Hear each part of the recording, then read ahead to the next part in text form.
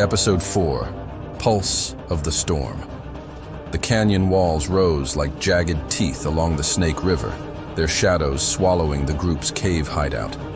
Wind howled through the crags, carrying the distant buzz of militia drones. Lila Voss crouched by a fire, her hands trembling as she tried to lift a pebble telekinetically. It barely twitched. "It's getting worse," she muttered. Her paramedic jacket frayed, her eyes hollow. Taren Cole, pale and sweating, clutched his sketchbook, his latest vision searing. Veyra, her hands crackling with stolen energy, draining flared at Haven, and a child bending time to stop her. "She's close," Taren said, wincing. Mira Hensley, arm bandaged, sat apart, her gaze defiant yet fragile.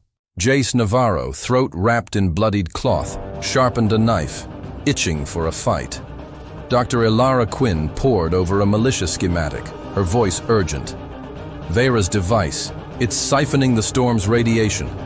Our powers are tied to it." Soren Blake, light rippling around his hands, scoffed. "Then we're screwed." Kael Wren, leaning against the cave wall, his face flickering, stayed silent, too silent. A child's cry echoed outside. Lila scrambled up, but her telekinesis failed, a rock slipping from her grasp. Soren's illusion cloaked them as they peered out. A girl, 12, with braided hair and wide eyes, dodging a militia patrol. Her hands glowed briefly, time stuttering. Bullets slowed mid-air, then sped up as she gasped. "She's flared," Mira whispered. They rushed out, Jace's weak sonic hum scattering the patrol, blood dripping from his lips. Soren's light burst blinded the rest, burns creeping up his fingers. The girl, Nia, collapsed into Lila's arms. "They took my brother," she sobbed. "I slow time, but I can't control it." Flashback. Pre-storm. Elara in a lab, analyzing solar flare data for a corporate funder. She flags anomalies, ignored by her boss. Post-storm, she finds flared blood samples glowing with radiation, her face dawning with realization.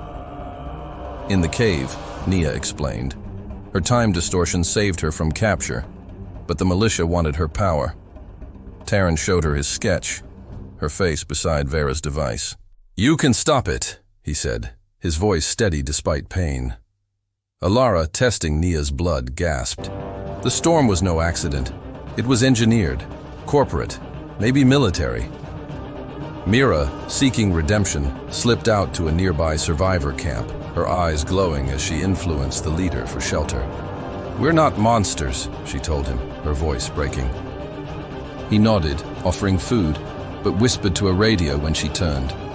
Kael caught it, his face shifting to the leaders for a moment, but Jace grabbed him.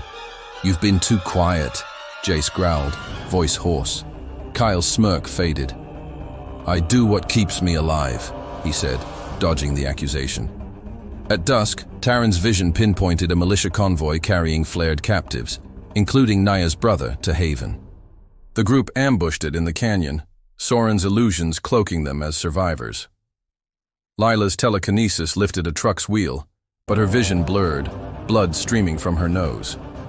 Jace's sonic blast faltered, barely cracking a windshield, his throat seizing.